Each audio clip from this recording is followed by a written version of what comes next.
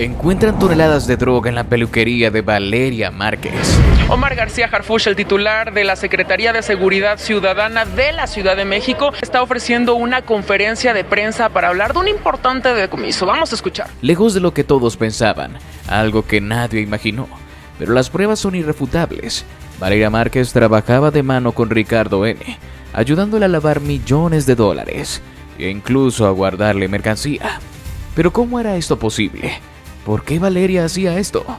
Quédate hasta el final del video y descúbrelo. Ahorita pues estimamos que es más de 1,5 toneladas. Siempre estos trabajos son coordinados, tenemos una mesa de inteligencia permanente con la Secretaría de la Defensa Nacional, con la Secretaría de Marina. Tras recibir una serie de reportes cruzados entre la Fiscalía General de la República y la Unidad de Inteligencia Financiera, el secretario de Seguridad y Protección Ciudadana se desplazó con un equipo especial hasta Zapopan, Jalisco, con un objetivo claro: inspeccionar a fondo el salón de belleza de la influencer. La información obtenida por unidades cibernéticas y testimonios de testigos protegidos sugería que el local podría haber sido algo más que un simple espacio para maquillaje y extensiones. La orden de cateo fue emitida en tiempo récord y ejecutada en total sigilo durante la madrugada del viernes. A las 3:14 am, un convoy de 6 unidades tácticas arribó a las inmediaciones del establecimiento, ubicado en una zona mixta de locales comerciales y viviendas. Los alrededores fueron asegurados, sin que los vecinos notaran mayores movimientos. Junto a los agentes iban 2 unidades caninas especializadas en detección de narcóticos y papel moneda, lo que ya indicaba el tipo de operación que se había planteado desde el principio. Al ingresar al local, los agentes comenzaron la inspección metódica del sitio. Revisaron mobiliario, compartimientos, almacenes y aparatos eléctricos. Todo parecía estar en orden. No había signos evidentes de criminalidad. El salón estaba limpio, ordenado, con vestigios de lo que había sido su última transmisión. Un aro de luz, una silla vacía y un maquillaje aún esparcido sobre la mesa. Durante los primeros 30 minutos, la tensión crecía en el rostro de los agentes. Nada apuntaba a que ese lugar escondiera una red criminal. Pero entonces, uno de los perros comenzó a ladrar insistentemente. Lo hizo frente a una puerta trasera, semioculta por un espejo móvil. A simple vista parecía un depósito menor, una bodega de artículos de limpieza, pero cuando los agentes intentaron abrirla, descubrieron que estaba cerrada con un cerrojo industrial desde el interior. Harfuch, presente en el lugar, ordenó derribarla. Tardaron más de 20 minutos en vulnerar la cerradura forzada. Lo que hallaron al otro lado no solo cambió la narrativa del caso, sino que abrió una nueva línea de investigación que hasta entonces nadie había considerado. Dentro de la habitación oculta se almacenaban más de 2 toneladas de sustancias ilegales: cocaína, metanfetaminas, paquetes de fentanilo y pastillas de diseño perfectamente organizadas en estantes y refrigeradores especiales. Había cajas con logotipos alterados de productos cosméticos, utilizados como camuflaje. Todo estaba empacado con precisión quirúrgica, como si el lugar funcionara como centro logístico de distribución, no solo como almacén. Pero lo más revelador no fueron las drogas, fueron los documentos. Dentro de un archivador escondido en un mueble de doble fondo, los agentes encontraron hojas de ruta, recibos, estados bancarios y registros de depósitos en efectivo con fechas recientes. Entre los papeles figuraban transferencias millonarias de cuentas fantasma a proveedores internacionales de insumos de belleza, así como facturas emitidas por la clínica a nombre de personas inexistentes. Todo apuntaba a una estructura de lavado de dinero perfectamente articulada, y en el centro de ella, el nombre de Valeria Márquez. Los documentos cruzados con bases de datos federales revelaban que al menos 8.4 millones de pesos en efectivo habrían sido ingresados al sistema financiero a través de su negocio, utilizando como fachada promociones, cursos y venta de productos de estética de alta gama. El dinero, según los analistas financieros, provenía directamente de redes vinculadas al grupo de Ricardo N., alias el WR, considerado uno de los principales operadores financieros del cártel Jalisco Nueva Generación. Harfuch, visiblemente molesto durante la revisión, pidió una reunión de emergencia con su equipo de inteligencia. La narrativa cambió. Esto ya no es solo un caso de violencia contra una mujer. Esta es una operación criminal disfrazada de emprendimiento y vamos a llegar hasta el último responsable, afirmó en declaraciones extraoficiales. Las pruebas halladas, tanto físicas como digitales, confirman que Valeria, lejos de ser una víctima aleatoria, habría sido una pieza clave en la red del lavado de dinero del CJNG en Jalisco, utilizando su influencia mediática y su imagen como joven emprendedora para encubrir una operación de escala internacional. Se presume que la conexión con Ricardo N. habría comenzado con regalos y promesas, pero habría evolucionado hacia un vínculo financiero formal, en el cual ella era, al menos legalmente, la cabeza visible. Las autoridades aún investigan si Valeria colaboró bajo coacción o si formaba parte activa y voluntaria del esquema. Sin embargo, algunos detalles encontrados en sus dispositivos apuntan a que ella temía por su vida y que en semanas recientes habría intentado cortar relaciones con el grupo criminal. Un borrador de correo electrónico nunca enviado contenía la frase: "Estoy harta de fingir, no me interesa seguir lavando nada, quiero mi vida de vuelta". El mensaje estaba fechado 2 días antes de su asesinato. Pero ¿por qué una chica como ella habría hecho eso? ¿Por qué meterse en ese mundo tan peligroso? Fuentes de la Fiscalía y de la Unidad de Inteligencia Financiera han confirmado que Valeria sufrió un duro colapso económico en los últimos 8 meses antes de ser asesinada. Su cuenta de TikTok, que alguna vez fue su bastión de crecimiento y publicidad, había sido objeto de reportes masivos que terminaron por restringir su visibilidad. Un par de publicaciones polémicas, acusaciones infundadas de contenido inapropiado y una racha de cancelaciones de marcas por presiones externas redujeron drásticamente su alcance. Lo que siguió fue un descenso vertiginoso. Las marcas dejaron de escribir, las colaboraciones se diluyeron y las facturas seguían llegando. La renta del local, las remodelaciones, los productos de estética que había comprado a crédito, todo comenzó a acumularse como una montaña silenciosa. Según documentos encontrados en su computadora personal, Valeria debía cerca de 420,000 pesos entre tarjetas, préstamos y proveedores. Y la presión no era solo financiera, la emocional también pesaba. "Me esfuerzo tanto y nada alcanza", escribió en un borrador de nota nunca publicada. "Ya no sé si valgo tanto como la gente cree". En ese contexto de vulnerabilidad fue que apareció él, Ricardo N., alias el WR, un nombre que en los círculos de seguridad pesa como plomo, pero que en ese momento llegó a ella bajo otra máscara. No fue el narco el que tocó a su puerta, fue el empresario, el inversionista, el protector.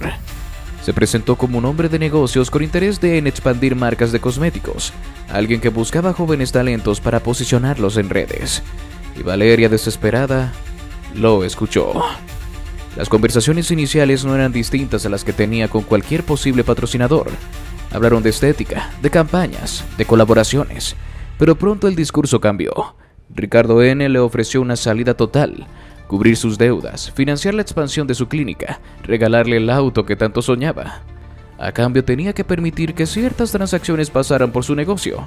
Un favor entre amigos, una oportunidad, solo números en una computadora, le habría dicho. Los registros bancarios y las declaraciones de testigos protegidos confirman que las primeras operaciones de lavado se hicieron en efectivo, mediante pagos por servicios estéticos VIP a nombres ficticios.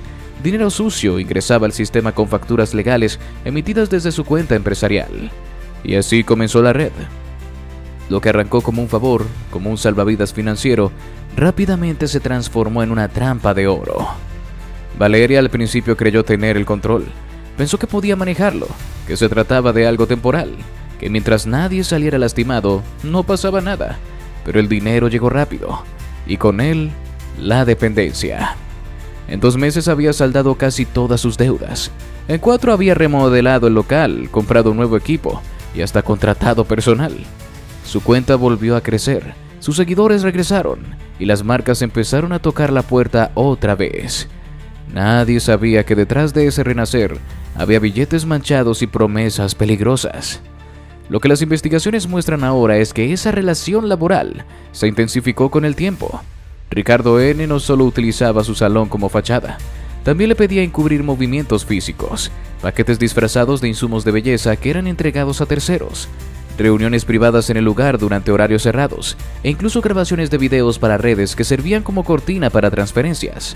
Valeria no siempre entendía todos los detalles, pero sabía que algo estaba mal. En chats rescatados de su teléfono, le escribe a una amiga cercana: "Ya no quiero hacer esto, pero si me salgo me va a ir peor". Y tenía razón, porque cuando intentó salirse, cuando pidió una pausa y se negó a seguir firmando ciertos documentos, comenzaron las amenazas sutiles. Primero, una clienta que nunca existió llegó al local a grabarla sin motivo. Luego una cita con un proveedor fue cancelada misteriosamente minutos antes de que ella llegara al lugar. Más tarde, un auto con vidrios polarizados se estacionó frente a su casa durante 3 noches seguidas. Y en el último mensaje que envió a su hermana se leía: "Ya me cansé, no quiero vivir con miedo". Ese fue el último fin de semana que vivió. ¿Pero será que Valeria era la única involucrada? ¿O solo era una pieza más en un gran rompecabezas? En las semanas posteriores al operativo en Zapopan, un grupo conjunto entre la Unidad de Inteligencia Financiera UIF, la Fiscalía General de la República y la SSPC, con supervisión directa de Omar García Harfuch, activó lo que se ha denominado como Operación Código Rosa, un barrido digital y contable para rastrear negocios con patrones similares al de la clínica de Valeria. Los criterios eran simples: microempresas con ingresos desproporcionados a su volumen real, domicilios fiscales con poca o nula actividad física, y titulares con una presencia destacada en plataformas como TikTok, Instagram o Facebook. El resultado fue escalofriante. En apenas 3 semanas detectaron 28 microempresas en el estado de Jalisco, bajo sospecha directa de ser fachadas para operaciones ilícitas.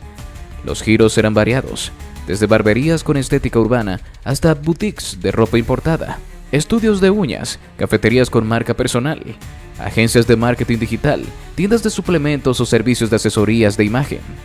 Todas tenían algo en común: una narrativa de emprendimiento joven, una estética impecable en redes sociales, cientos o miles de seguidores y una promesa de éxito personal sin intermediarios. Sin embargo, detrás de ese barniz moderno, las transacciones financieras decían otra cosa. Una de las pistas más claras fue el rastreo de flujos de efectivo en dólares y pesos que entraban y salían de estas microempresas con regularidad, pero sin una correlación lógica con ventas reales.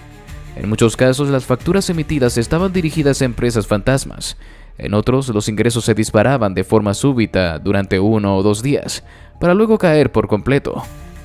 Un patrón típico del pitufeo, la técnica usada para ingresar grandes cantidades de dinero al sistema financiero de forma fragmentada y menos visible. Algunos negocios registraban hasta 400,000 pesos mensuales en supuestos servicios domésticos sin tener siquiera personal suficiente para atender esa cantidad de clientes. Otros reportaban ventas en línea que no coincidían con los comentarios o interacciones reales de sus plataformas. Lo evidente ya no podía ser negado. Una red paralela estaba funcionando dentro del tejido emprendedor de Jalisco, camuflada con hashtags, filtros y promociones en redes. Pero no todo era digital. En al menos 6 de estas empresas, cuando se ejecutaron cateos, se encontraron compartimientos ocultos, bóvedas improvisadas y paquetes camuflados entre mercancía legal. En una barbería del centro de Guadalajara, operada por un joven de 27 años con más de 60,000 seguidores en TikTok, se hallaron 34 kilos de cocaína prensada, envuelta con etiquetas de una supuesta marca de ropa. En otro caso, una cafetería con diseño minimalista, ubicada en Tlaquepaque y dirigida por 2 influencers, funcionaba como punto de reunión para operadores financieros del CJNG, donde se hacían pagos en efectivos disfrazados como servicios de asesoría digital. Las entrevistas con algunos de los detenidos revelaron lo más perturbador.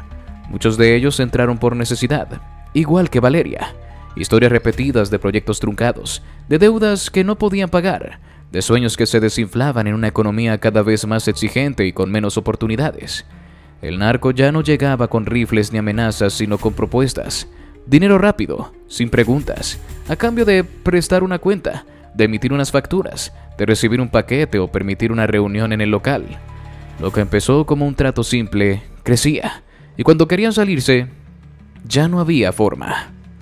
Uno de los testimonios más impactantes fue el de una joven de 25 años que manejaba una boutique en Zapopan, con más de 80,000 seguidores en Instagram. Al ser detenida, confesó entre lágrimas que había sido contactada por un hombre que se presentó como promotor de productos de lujo. Le ofreció mercadería, dinero para invertir y ayuda para posicionarse. Cuando empezó a preguntar más, la amenazaron con publicar videos falsos. Luego le ofrecieron el doble para que se callara, y cuando aceptó ya estaba dentro. No sabía cómo salir, repitió una y otra vez. Su negocio era parte de la red, sus ingresos eran ficticios, y ella lo sabía. Las autoridades han comenzado a catalogar este fenómeno como una nueva fase del narco mexicano, el crimen de rostro amable, de voz digital, de fachada millennial. Ya no se trata solo de controlar territorios o rutas de tráfico, sino de insertarse en la narrativa aspiracional de una generación entera. Las redes sociales, convertidas en vitrinas de éxito, se han transformado también en el nuevo campo de batalla, donde se juega la apariencia y el poder. Y el narco lo entendió antes que nadie. ¿Y ahora qué haría la Fiscalía General? ¿Qué harían a partir de ahora? Omar García Harfuch anunció este lunes en conferencia de prensa una ofensiva directa contra influencers y creadores de contenido que presenten movimientos financieros irregulares o que estén presuntamente vinculados a actividades delictivas, particularmente lavado de dinero ligado al narcotráfico.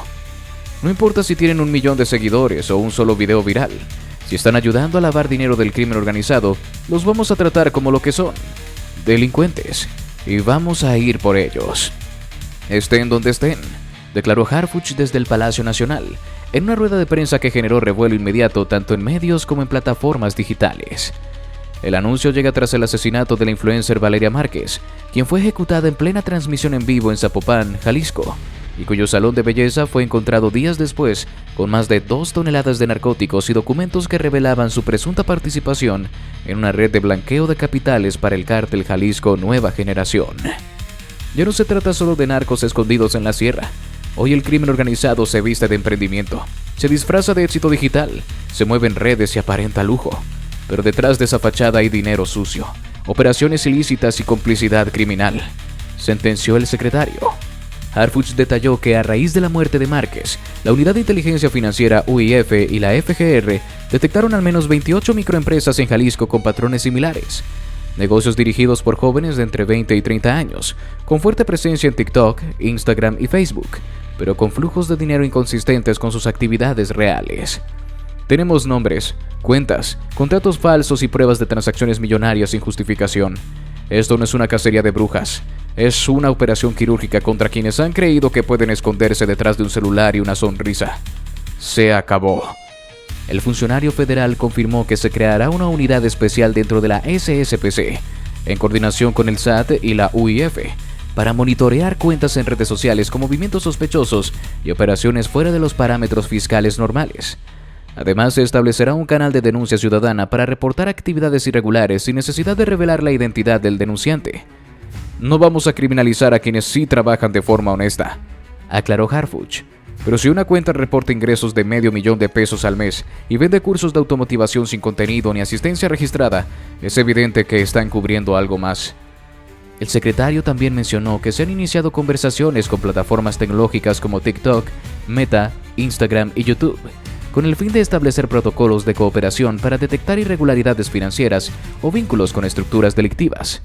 La respuesta de los sectores digitales no tardó en llegar. Mientras algunos influencers defendieron su trabajo y exigieron evitar generalizaciones, otros comenzaron a borrar contenido, cerrar cuentas y mover activos fuera del país, según informes preliminares filtrados por fuentes dentro de la UIF.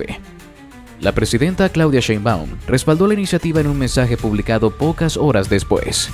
La impunidad no puede encontrar refugio en las redes sociales. El crimen organizado ha mutado, y el Estado mexicano también. Apoyamos la firmeza del secretario Harfuch. De acuerdo con la SSPC, ya se iniciaron auditorías a más de 70 cuentas con ingresos superiores al $1,000,000 anuales sin actividad empresarial demostrable. La madrugada de este viernes se convirtió en escenario de uno de los operativos más intensos y violentos del año en el combate al crimen organizado. Tras semanas de investigación y coordinación binacional, elementos de la Secretaría de Seguridad y Protección Ciudadana, SSPC, encabezados por Omar García Harfuch, en conjunto con agentes de la Agencia Antidrogas de Estados Unidos, DEA, llevaron a cabo un mega operativo para capturar a Ricardo N., lugarteniente del cártel Jalisco Nueva Generación CJNG, señalado como autor intelectual de feminicidio de la influencer Valeria Márquez. La operación, que llevaba el nombre clave de Corte Final, fue desplegada a las 3:26 de la madrugada en una zona residencial de alta seguridad en las afueras de Zapopan, donde se había detectado que el objetivo se escondía con al menos 15 hombres armados. La orden fue clara: capturarlo con vida. Pero lo que ocurrió al llegar al sitio fue una emboscada brutal, que encendió una batalla campal que duró más de una hora, dejando varios agentes federales heridos, vehículos calcinados y un saldo preliminar de al menos 8 sicarios abatidos. De acuerdo con fuentes oficiales, el punto de intervención fue una finca amurallada ubicada en el fraccionamiento Lomas de la Primavera, al suroeste del municipio, donde el WR se había refugiado desde que su nombre volvió a ser tendencia tras el asesinato de Márquez, cuyo cuerpo fue hallado sin vida luego de ser ejecutada en vivo durante una transmisión de TikTok. La posterior incautación de más de 2 toneladas de droga en su peluquería, junto con documentación que lo implicaba directamente, fue el detonante para acelerar la captura. Fue una orden directa, declaró esta mañana el secretario Harfuch. No íbamos a permitir que este individuo siguiera operando con impunidad, utilizando a mujeres y negocios como fachadas para su red criminal. Sabíamos que era peligroso, sabíamos que estaba armado, pero también sabíamos que ya no tenía margen para escapar. El ingreso al complejo se realizó en simultáneo por 3 flancos, con apoyo de drones de vigilancia, vehículos blindados y una célula de élite de la DEA especializada en capturas de alto riesgo. Sin embargo, al momento en que los primeros agentes derribaron la puerta principal, fueron recibidos con ráfagas de calibre .50 desde las ventanas superiores del inmueble. Inmediatamente se activó el protocolo de enfrentamiento. Durante más de 60 minutos, las balas cruzaron la oscuridad de la madrugada, en un intercambio feroz que puso a prueba la coordinación entre fuerzas mexicanas y estadounidenses. Los hombres de Ricardo N., algunos con equipo táctico de grado militar, intentaron repeler el operativo desde posiciones elevadas y con apoyo de vehículos modificados para fuego cruzado. Se presume que algunos de los sicarios contaban con entrenamiento en maniobras urbanas. Fue como una guerra, no hay otra forma de describirlo, narró un agente federal que participó en el asalto. Sabíamos que era difícil, pero no imaginamos que estarían tan preparados. Usaban códigos, radios encriptados, sabían los puntos ciegos, nos estaban esperando. A pesar de la resistencia, las fuerzas federales lograron abrir brecha tras los primeros 40 minutos, utilizando cargas dirigidas para desactivar las barricadas interiores del complejo. Uno de los helicópteros de reconocimiento logró identificar desde el aire la posición del WR en un refugio blindado dentro del inmueble. Fue ahí donde se concentró la fase final del operativo. Cerca de las 4:45 am, elementos del Grupo Especial de Intervención de la SSPC lograron ingresar a la zona segura del búnker. El WR fue localizado armado, con un chaleco balístico y un rifle de asalto a su lado, pero optó por rendirse al verse rodeado. Su captura fue inmediata. Se confirmó que no resultó herido y fue trasladado bajo custodia federal a un centro de detención de alta seguridad en la Ciudad de México. Durante el operativo fueron heridos 5 elementos de la SSPC y 2 agentes de la DEA, uno de los cuales se encuentra en estado crítico. También se reporta la muerte de 3 agentes mexicanos, cuyos nombres no han sido revelados hasta que se informe a sus familias. El secretario Harfuch rindió homenaje a ellos en su mensaje matutino. Murieron en cumplimiento de su deber, protegiendo a este país de quienes han convertido la violencia en una industria. Sus muertes no serán en vano. El aseguramiento de la finca reveló además un arsenal impresionante: armas largas de uso militar, chalecos con logos del CJNG, paquetes de drogas listos para su distribución, dólares en efectivo, dispositivos electrónicos de espionaje y vehículos con compartimientos ocultos. Todo apunta a que el lugar era utilizado como centro operativo y de resguardo de información sensible. La DEA, por su parte, confirmó la participación de sus agentes y celebró la coordinación con las autoridades mexicanas. La detención de Ricardo N. es un golpe importante contra una de las estructuras criminales más activas del hemisferio, declaró la vocera del organismo, no solo por su papel en el tráfico de drogas, sino por la forma en que utilizó la imagen pública y las plataformas digitales para camuflar su negocio. Este operativo envió un mensaje claro: la frontera entre el narco y la fama ha sido rota, y ahora vamos por los que se esconden en ella. La noticia generó reacciones inmediatas. Colectivos feministas y activistas que exigían justicia por Valeria Márquez expresaron alivio y gratitud. No nos devolverán a Valeria, pero ver al responsable tras las rejas nos da un poco de paz, escribió una de las voceras del movimiento. Justicia para Valeria en redes sociales.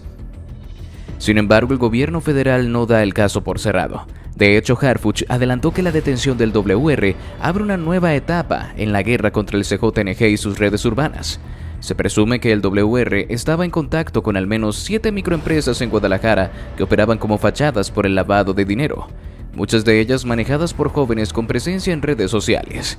Algunos de estos negocios ya están bajo vigilancia y podrían ser intervenidos en los próximos días. Pero ¿quién era realmente Ricardo N? ¿Cómo había empezado en el mundo del crimen? Fue en la adolescencia cuando Ricardo empezó a cambiar. En la preparatoria técnica donde asistía en Guadalajara, destacaba por su habilidad con las computadoras y su actitud desafiante. Pero más allá del salón de clases, su presencia en la calle ya era notoria. Era callado, observador.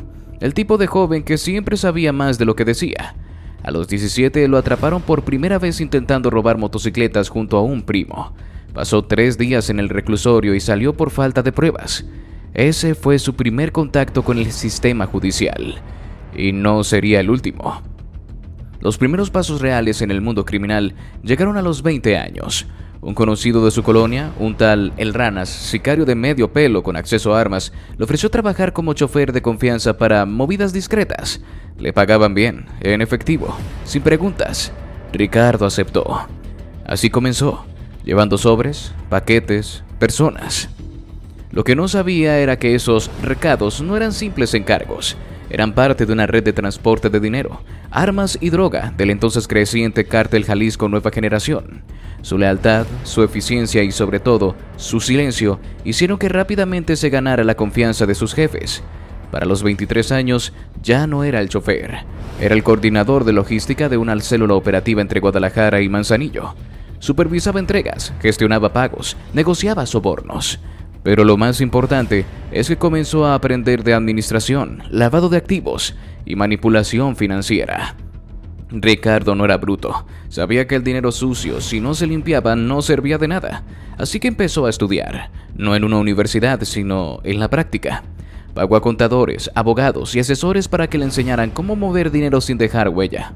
Fue entonces cuando se volvió útil para algo más que cargar mercancía. Se convirtió en el cerebro financiero de una parte del CJNG. A los 26 años ya vivía en una casa blindada, con autos de lujo, escoltas y un ejército de operadores menores que le rendían cuentas. Pero Ricardo no era ostentoso, no era de corridos, ni de cadenas de oro, ni de Instagram. Prefería el perfil bajo, los trajes lisos, las cuentas encriptadas. Sabía que los jefes visibles eran los primeros en caer. Por eso se mantuvo a la sombra de Nemesio Oseguera Cervantes, el Mencho, quien le confió varias rutas y lo bautizó con el alias el WR, por su habilidad para correr riesgos como si tuviera alas. Pero no todo fue cálculo y logística. Ricardo también tenía un lado oscuro, violento, impulsivo. A los 28 participó en la ejecución de un grupo rival en Tepic, donde personalmente dirigió el secuestro, tortura y desaparición de 3 hermanos ligados al cártel de Sinaloa. Se dice que fue ahí donde dio su salto definitivo al núcleo duro del CJNG, por su lealtad, por su sangre fría y por haber entregado la cabeza de un objetivo clave sin dejar rastro. Su influencia creció. Ya no solo manejaba dinero, controlaba vidas. Empezó a reclutar jóvenes, a comprar negocios, a infiltrar agencias de seguridad privadas. Uno de sus métodos favoritos era invertir en lo que llamaba fachadas útiles, bares, barberías, salones de belleza. Allí se lavaba dinero, se ocultaban cargamentos y se reclutaban nuevos perfiles. Fue en ese contexto donde conoció a Valeria Márquez. No fue casual. Él ya la seguía desde antes. Su perfil público, su estética, su aparente inocencia y su necesidad de capital la convertían en el blanco perfecto. Se acercó como un empresario, como mecenas. La enamoró con detalles, luego con dinero. Y cuando ya estaba dentro, la convirtió en parte de su maquinaria. No hay certeza de cuánto sabía Valeria al principio, pero lo que es seguro es que cuando quiso salirse, Ricardo no se lo permitió. En los informes de inteligencia aparece vinculado a más de una decena de desapariciones. En todas ellas el patrón es el mismo: jóvenes que conoció, financió y luego utilizó para lavar dinero o mover mercancía. Cuando fallaban, desaparecían. Cuando hablaban, eran silenciados. Su nivel de operación era quirúrgico. Tenía gente dentro de la Fiscalía Estatal, contratos fantasmas con empresas de seguridad y vínculos con casas de cambio en Texas y Colombia.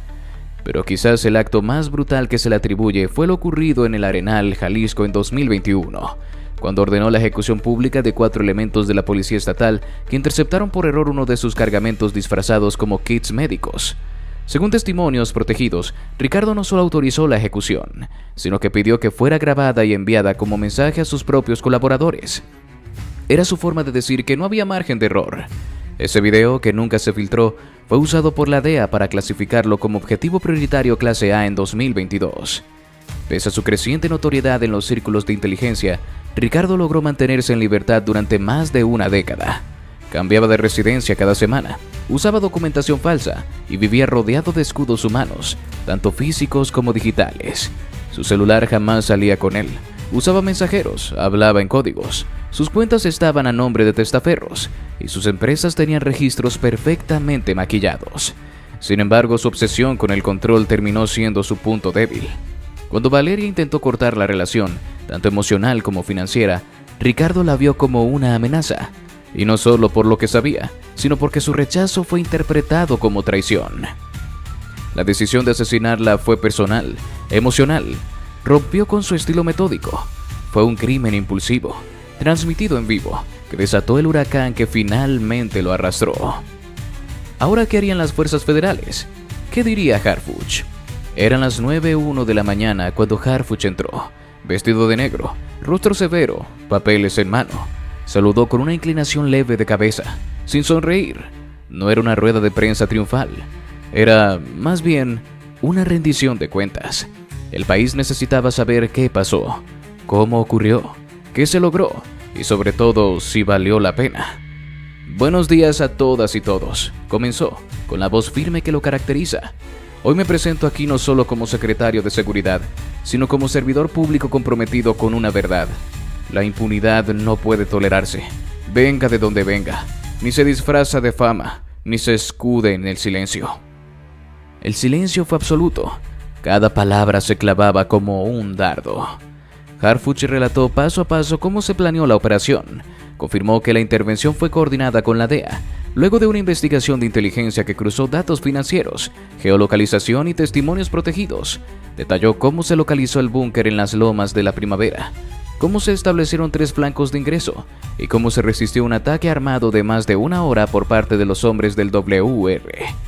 Sabíamos que iba a ser difícil. Lo que no sabíamos era hasta qué punto estaban dispuestos a morir para que él no fuera capturado. La respuesta fue hasta el último tiro. Confirmó que 3 elementos mexicanos perdieron la vida y 2 agentes de la DEA resultaron heridos, uno de ellos aún en estado crítico. No hay forma de minimizar eso. No hay victoria que nos devuelva a quienes entregaron su vida en este operativo. Por eso, más que celebrar, hoy reconocemos el valor de quienes pelearon sabiendo que tal vez no volverían. Habló del interior del inmueble. Armas de alto poder, paquetes de droga, dispositivos de cifrado y un sistema de vigilancia que les permitió ver en tiempo real cómo el WR se movía dentro del complejo. Pero al final la fuerza del Estado fue mayor y lo sacamos, vivo, para que enfrente la justicia, para que se le escuche y se le juzgue como corresponde, porque en este país la ley es más fuerte que cualquier cártel. Sin embargo, la tensión creció cuando llegó el turno de las preguntas. Un periodista de un medio nacional alzó la mano. Su voz fue firme, pero su tono cargaba un peso distinto. No era técnica, no era táctica, era humana. Secretario Harfuch, con todo respeto, Ricardo N. está capturado, sí, pero Valeria Márquez sigue muerta. ¿Cómo enfrenta usted ese vacío? ¿Cómo explica a la ciudadanía que pese a todo el despliegue no se puede evitar que ella muriera así, sola, desprotegida, frente a una cámara? El aire se detuvo. Harfuch bajó la mirada por un segundo. Luego levantó la vista y respondió: no hay forma de reparar eso. Ninguna captura, ningún operativo, ningún decomiso va a devolverle la vida a Valeria. Eso es algo que tengo claro desde el primer momento en que vi el video de su asesinato. Y no hay respuesta que consuele a su familia, ni a quienes la seguían, ni a quienes aún hoy la lloran. Lo que nos queda es reconocer que el Estado falló, que no la protegimos, que como sociedad permitimos que su miedo fuera ignorado. El salón entero se mantuvo en silencio. Nadie escribía, nadie tecleaba, todos escuchaban. Lo único que puedo decir es que la muerte de Valeria no va a quedar impune. Y no me refiero solo al castigo de su asesino, me refiero a desmantelar todo lo que permitió que alguien como él existiera en las sombras, rodeado de negocios fachada, de estructuras financieras, de gente que cayó por dinero o por miedo. Vamos a ir por todos, influencers, empresarios, contadores, intermediarios. Este caso no se va a cerrar con una foto del WR esposado, porque no basta con encarcelarlo, hay que romper el sistema que lo alimentó. El periodista volvió a intervenir. ¿Y cómo garantizar que otra Valeria no muera mañana o la próxima semana? La respuesta fue más dura, más sincera. No puedo garantizarlo. Sería irresponsable de mi parte prometer algo que no está en mis manos por completo. Pero sí puedo decirle esto.